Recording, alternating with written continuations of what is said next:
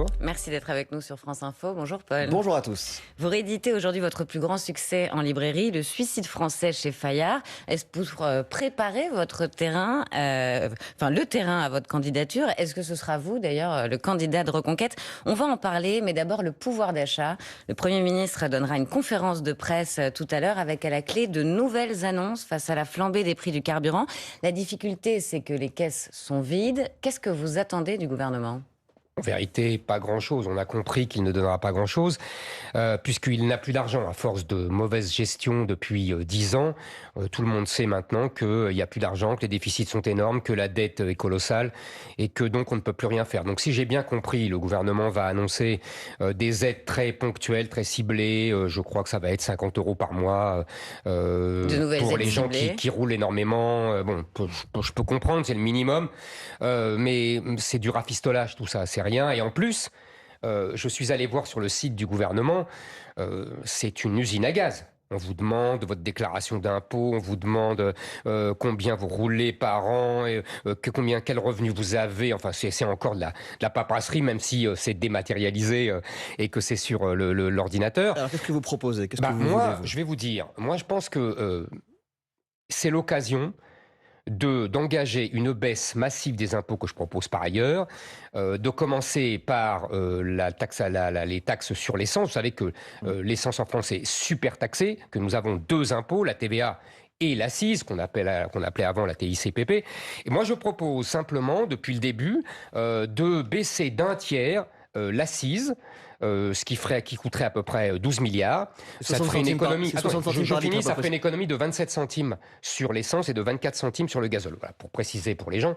Donc ça coûterait à l'État 12 milliards. Et je propose depuis des mois qu'il y ait une baisse, une suppression des dépenses correspondantes. Je donnais par exemple l'aide publique au développement qui représente 12 milliards dans le budget de l'État. Pour compenser, mais donc vous proposez un peu le même type de mesure que le Rassemblement national qui veut baisser la TVA. Vous, c'est un autre type de taxe que vous voulez baisser. Je vais vous dire pourquoi. Et ça coûte la même somme à peu près, 1 milliard par mois. Vous avez raison. C'est pas mon sujet. Mon sujet, c'est que la baisse de la TVA, ça ne favorise pas les entreprises. Vous savez que les entreprises, quand elles payent la TVA, elles avancent la TVA à l'État et elles sont remboursées. Donc, je pense que ce n'est pas compétitif. C'est une mesure de pouvoir d'achat. Vous voulez dire que votre mesure est plus pro-business que celle de Marine Le Pen? Exactement. Parce que vous, ça va aider aussi les entreprises. Exactement. Et vous financez ça avec l'argent de l'aide au développement. Parce que vous avez compris que je ne veux pas baisser les impôts sans baisser les dépenses. Donc, je propose une baisse de dépenses équivalente de 12 milliards. Je vous donne comme exemple l'aide publique au développement qui représente 12 milliards, c'est tout. Éric Zemmour voulait prendre l'argent de l'aide au développement. Vous êtes aussi contre l'immigration. Est-ce que vous pensez que c'est pertinent de retirer cette aide à ces pays qui en ont besoin? C'est une vieille antienne, ça. Vous savez, j'entendais déjà dans les années 80 la gauche et même la droite dire que pour ne pas avoir d'immigration, il faut aider ces pays à se développer. En fait, c'est faux. Si vous lisez le livre de Stephen Smith, La ruée vers l'Europe, il vous démontre que c'est le contraire. Quand les pays africains se développent, c'est là qu'il y a le plus d'immigration. Donc ça, il faut oublier ça. Donc vous ne croyez pas à cet argument? Donc je ne crois pas. Cet argument a été absolument démonté, si j'ose dire. Il n'est pas valable. Donc c'est faux. Donc il faut, oui, arrêter l'immigration et on peut arrêter l'aide publique au développement qui, en plus, moi je trouve ça humiliant pour les Africains.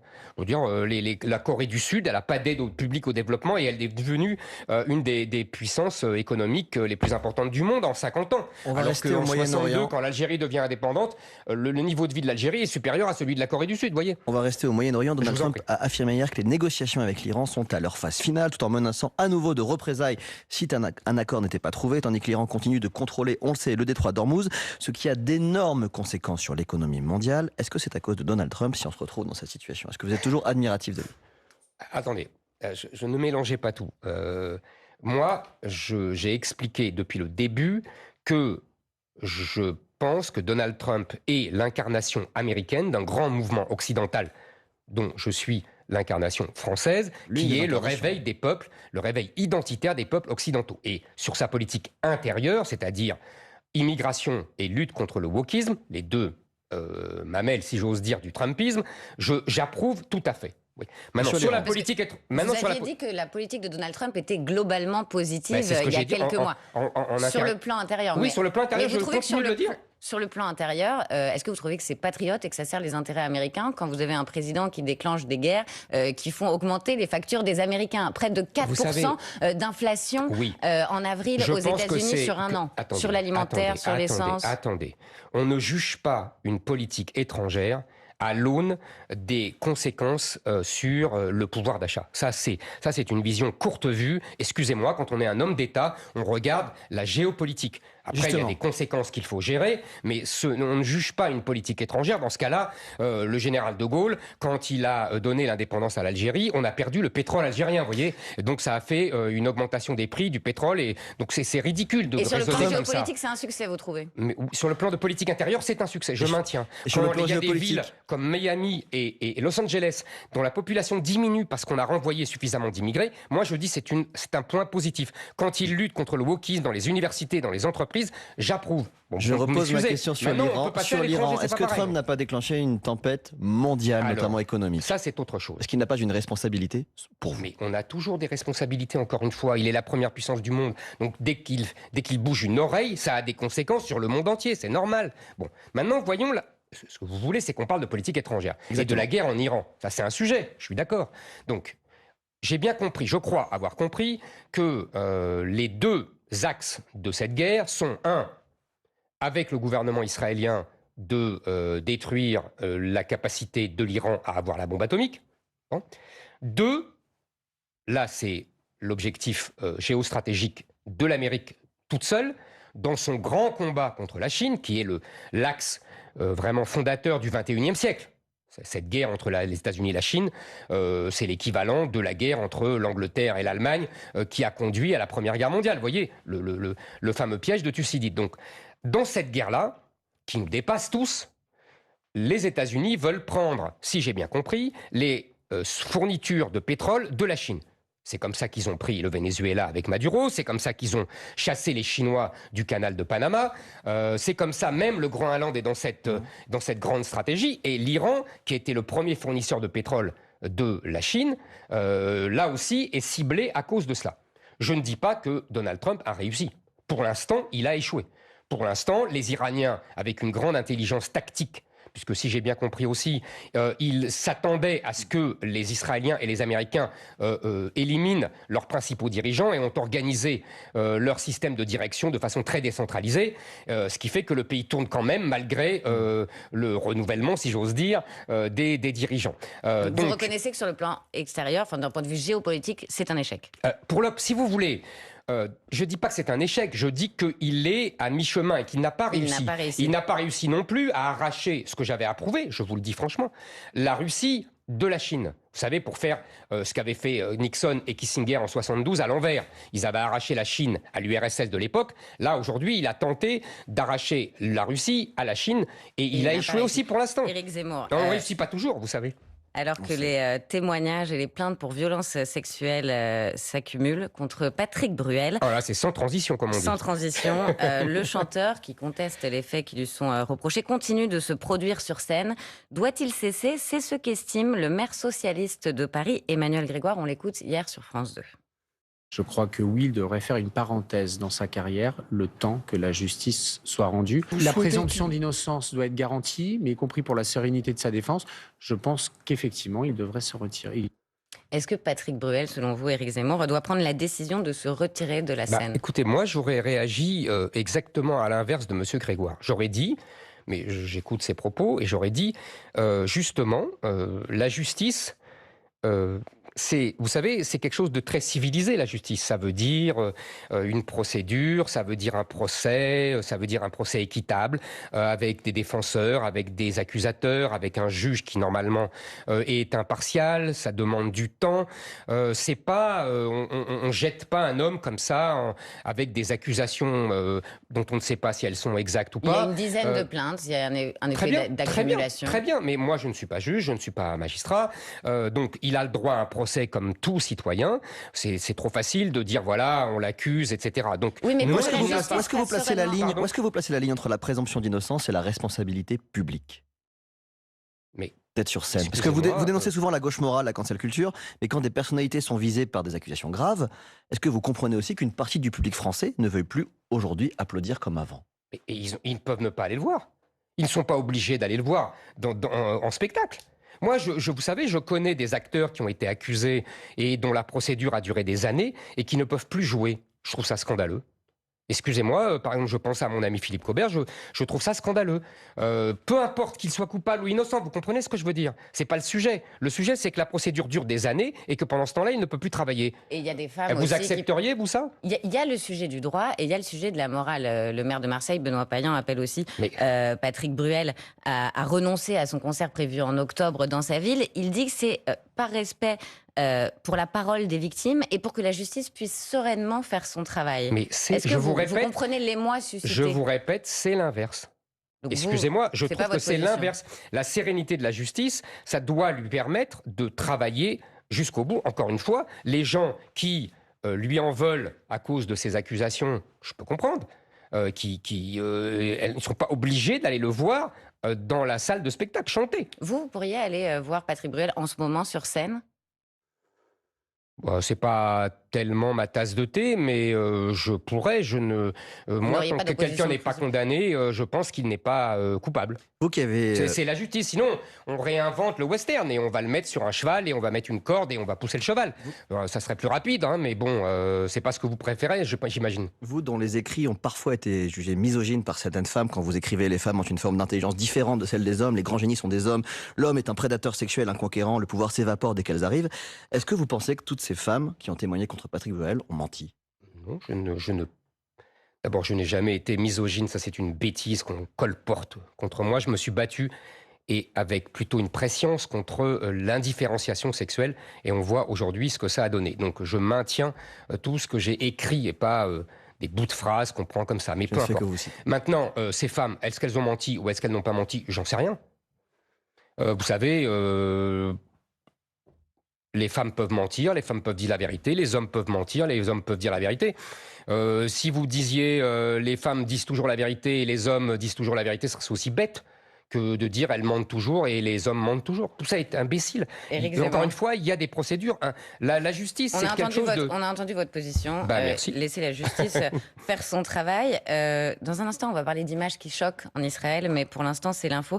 En 1 minute, il est 8h46 et c'est Antoine Jeuffin. L'ambassadeur d'Israël en France affirme que ça va complètement à l'encontre de nos valeurs. Réaction ce matin sur France Info de Joshua Zarka après la diffusion de cette vidéo où l'on voit des militants de la flottille pour Gaza agenouillés devant le ministre israélien de la Sécurité nationale. L'ambassadeur convoqué par la France envoie son adjoint pour s'expliquer. 3 ONG poursuivent l'État en justice pour carence fautive. Elles reprochent à la France de connaître depuis 2005 les effets néfastes des PFAS, les polluants éternels, sur l'environnement et la santé. Ces organisations souhaitent la mise en place d'un dispositif pollueur-payeur et des mesures pour stopper la contamination environnementale. Le scandale du périscolaire à Paris, 16 personnes toujours en garde à vue ce matin. Elle a été prolongée hier soir. Ce sont surtout des hommes animateurs contractuels soupçonnés de violences physiques et sexuelles sur des enfants de maternelle. Et puis le dernier jour pour remplir votre déclaration d'impôt sur Internet si vous habitez un département compris entre le numéro 1, l'Ain, et le 19, la Corrèze. France Info. Le 8-30 France Info. Agathe Lambray, Paul Larouturou. Avec Éric Zemmour, président de Reconquête, vous rééditez Le suicide français chez Fayard. On va en parler dans un instant. Mais d'abord, ces images qui ont ému le monde entier, Paul. Ces images mises en ligne hier par le ministre israélien de la Sécurité nationale. Cette vidéo où l'on peut donc voir des militants de la flottille pour Gaza agenouillés après leur placement en détention. Bienvenue en Israël, nous sommes chez nous, a-t-il écrit en légende de la vidéo dont on écoute un extrait. Ils sont arrivés avec beaucoup de fierté, comme des héros. Regardez-les. Ce ne sont pas des héros, ce sont des soutiens du terrorisme. Que pensez-vous de ces images? Je pense que ce ministre israélien est un meilleur agent de propagande anti-israélienne que Rima Hassan, de bien loin, bien plus efficace.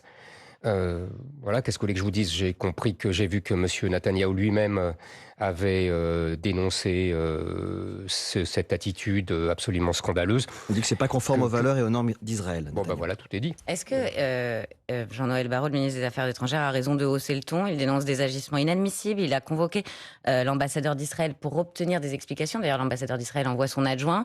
Il a raison de demander des comptes? Vous savez, je pense qu'il se pousse du col. Voilà ce qu'il fait. Mais ça ne sert strictement à rien. Il fait de l'agitation pour les médias. Il veut montrer son plus beau profil moraliste. Il en profite. Bon, c'est pas très brillant, mais peu importe. Le coupable, c'est ce ministre de l'Intérieur. Donc maintenant, vous savez, c'est pousser du col que de le convoquer. Bah, oui, Enfin, que de convoquer mais si l'ambassadeur. vous voulez, tout ça, c'est de la. Encore une fois, c'est de la communication. Autre polémique en France, Éric Zemmour, Maxime Saada, le patron de Canal, a déclaré ne plus vouloir travailler avec les signataires de la tribune anti-Bolloré qui avait dénoncé l'emprise grandissante du milliardaire sur le cinéma. Vous qui êtes si attaché à la liberté d'expression, est-ce qu'on peut menacer de représailles des artistes qui ont dit simplement ce qu'ils pensaient? Alors là, c'est un beau sujet. Et c'est un sujet qui va nous amener naturellement, mais je suis sûr que vous avez fait exprès, À parler de votre livre. parler de mon livre, parce que dans mon livre, je parle beaucoup de cinéma, de films, je montre l'arrière-plan idéologique de tous ces films, depuis les années 70, les Valseuses et d'autres films, jusqu'à aujourd'hui, Intouchables, etc. Et aussi, j'ai un chapitre spécial consacré au Canal+, qui est né, comme vous vous souvenez, en 1984. Donc c'est très intéressant. En 2 mots, si vous me permettez. Sur ces menaces de Maxime Oui, Saada. je vais y répondre, mais il faut mettre dans le contexte. Mais j'en ai pour 1 minute. Le cinéma français, comme toute la culture, a été pris en main par la gauche depuis 1945. C'était déjà le cas depuis la Révolution française, mais de façon encore plus hégémonique depuis 1945. Elle a pris en main l'université, le cinéma, l'édition, même la publicité, la télévision, etc. En 1984, quand Canal+ arrive, Canal+ devient le bras armé, parce qu'il a beaucoup d'argent, de cette hégémonie culturelle de la gauche.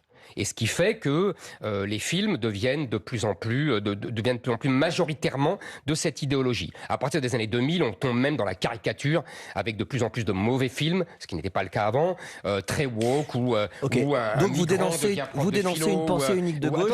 C'est très important ce que je vous dis parce que c'est le contexte. Attendez. Non, vous dénoncez une pensée unique. Est-ce qu'aujourd'hui le risque n'est pas qu'il y ait une contre-pensée unique? Laissez-moi finir mon explication. Je vous assure, on va gagner du temps. Donc, quand Vincent Bolloré prend Canal+ en 2015. Il laisse cela. Je trouve qu'avec Maxime Saada, ils ont été très fair-play. Peut-être même un peu trop pour des gens comme moi qui pensent que le cinéma a une importance cardinale dans l'endoctrinement idéologique de la population française par la gauche. Mais pourtant, ils ont laissé faire. Quand vous voyez les films d'aujourd'hui, ils sont exactement comme dans les années 2010. Ce sont les mêmes, c'est la même idéologie de gauche. Quand il y a une exception, attendez, quand il y a une exception, comme un film magnifique des rayons et des ombres sur le collaborateur Jean Luchère, c'est l'exception qui confirme la règle. Donc, je disais, ils ont été très fair-play, très débonnaires même. Et aujourd'hui, les mêmes gens qui vivent grassement, il faut le préciser, de l'argent distribué par Canal+, lui crachent au visage de Vincent Bolloré, le traite de crypto-fasciste, ce qui montre qu'ils ne comprennent rien, parce que Vincent Bolloré, je le connais, c'est un catholique conservateur. C'est exactement le contraire du fascisme. Vous avez été en contact avec lui directement? Oui, j'étais en contact. Oui, j'ai travaillé pour CNews, ça vous a pas échappé. Donc je le connais un peu. Depuis hier, je le connais un peu. Non, j'ai pas été en contact là dans cette affaire. En tout cas, je sais que c'est un catholique conservateur. C'est le contraire du fascisme, qui est révolutionnaire et anti-chrétien. Mais donc, est-ce que Maxime Saada a raison de menacer Oui, je trouve qu'ils sont encore une fois... Donc, vous qui dénoncez la cancel culture, là, il fait la même chose et vous dites, cette fois, je valide. Il dit, si ces gens nous traitent de fascistes, il ne faut pas qu'ils prennent notre argent. Je trouve que c'est le minimum. Je vous répète, je trouve qu'ils ont été très élégants, ces gens-là. D'ailleurs, j'ai vu que le CNC reconnaissait que Canal+ n'avait pas vraiment orienté la destination idéologique des films. Et je voudrais dire quelque chose que j'ai trouvé absolument scandaleux, parce que c'est votre question. Quand j'entends le ministre de la Culture, la ministre de la Culture, la présidente de l'Assemblée nationale appeler au pluralisme et à la diversité idéologique dans le cinéma, mais ils vont voir les films, ces gens? Je veux dire, la diversité, elle n'existe pas. C'est 90% pour la gauche.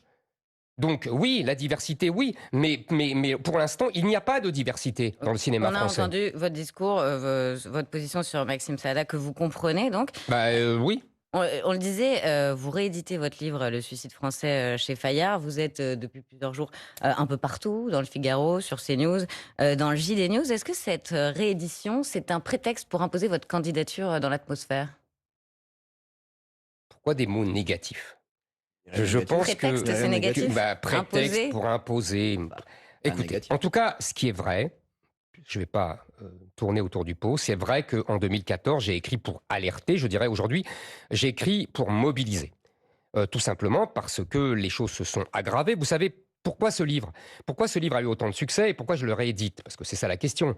Je pense pour 2 raisons. La première, c'est qu'il répond à une question fondamentale que se posent les Français, qui est comment on en est arrivé là.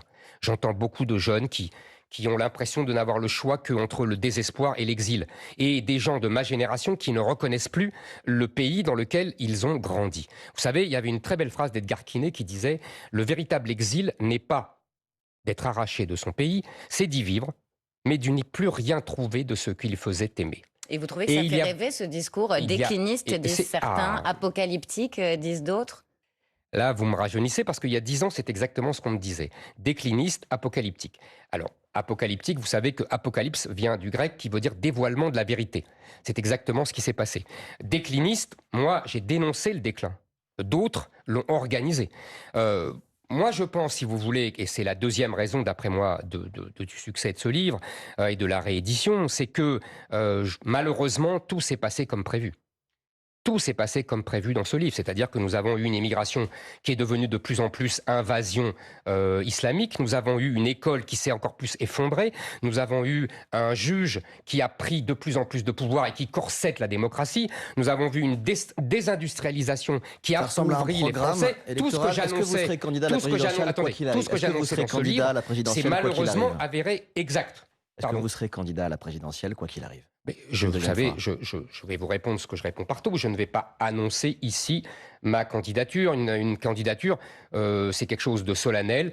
J'ai vu trop de candidatures ratées, encore récemment. Donc, moi, si j'étais candidat, j'essaierais de la réussir. Sarah Knafo, elle a lancé un nouveau site, tandis que vous avez votre livre, une plateforme participative qui s'appelle le Programme pour la France en vue de 2027. Est-ce qu'elle est en train de vous piquer la place, Éric Zemmour? C'est pour ça que je parlais d'imposer votre candidature. Mais vous savez, certains disent qu'elle vous la conteste. Tout ça, c'est des rumeurs colportées par des journalistes qui ne travaillent pas, qui sont manipulés par des gens qui ne nous aiment pas. Pardon, on a eu Sarah Knafo à votre place, on l'a écouté. On a eu Sarah Knafo à votre place, qui était assise à votre place il y a quelques mois pour la campagne municipale. On l'a écouté. Ça ressemble aussi à une campagne électorale. Écoutez, moi, je l'ai entendu dire, je souhaite qu'Éric Zemmour soit candidat. D'accord, donc vous serez candidat, et pas elle. Donc, je l'ai entendu dire ça. Et le programme, c'est pour le programme de la campagne présidentielle de Reconquête. Et elle écrit que c'est pour la campagne présidentielle d'Éric Zemmour. Vous voyez, donc, je vous dis, c'est des journalistes avec des gens mal intentionnés qui les manipulent et qui se laissent manipuler. Il n'y a aucun problème entre Sarah Knafo et moi. Éric Zemmour, il est 8h57, c'est l'heure de la question qui. Aujourd'hui, la question qui regarde Jordan Bardella. Quand vous le regardez, Jordan Bardella, aujourd'hui, qu'est-ce que vous vous dites au fond de vous, sincèrement? Est-ce que vous vous dites c'est mon héritier politique ou mon principal rival? Ni l'un ni l'autre. Alors comment vous le qualifiez? Je dirais que... Je dirais qu'il fait beaucoup d'efforts pour essayer de faire croire que le Rassemblement national est un parti de droite alors qu'il est dirigé par des gens de gauche. Il fait beaucoup d'efforts pour attirer des électeurs de droite et finalement les tromper puisque Madame Le Pen, qui est la véritable patronne du Rassemblement national et qui le restera quoi qu'il arrive, c'est ma conviction, est une souverainiste, patriote, je ne lui nie pas absolument pas ce titre, mais socialiste. Est-ce que c'est un adversaire plus difficile que Marine Le Pen? Si vous voulez, en tout cas, elle m'a toujours désigné comme un adversaire politique. Si vous voulez, moi je considère, et c'est le produit du livre, nous avons 2 grands sujets. Le grand remplacement, la ruine économique et budgétaire. Le grand remplacement, Madame Le Pen le nie, elle dit que ça n'existe pas et que l'islam est compatible avec la République. Et Je pense le contraire. La ruine économique, elle a des méthodes socialistes. Ils ont voté 34 milliards d'impôts. Ils ont refusé de voter que des gens qui ont le RSA travaillent. Nous sommes en désaccord aussi. Il y a donc deux lignes, j'ai fini, il y a donc deux lignes, deux partis. Le RN et nous, ce n'est pas pareil. Et j'appelle les électeurs de droite à ne pas se focaliser sur les sondages, mais à voir ce qu'ils pensent vraiment. Merci mais beaucoup, Éric Zemmour, je leur fais répondu aux confiance. Ils questions de sont France Info. intelligents et ils ne seront pas dupes. Merci à Paul. tous. Restez avec nous tout de suite, les informés.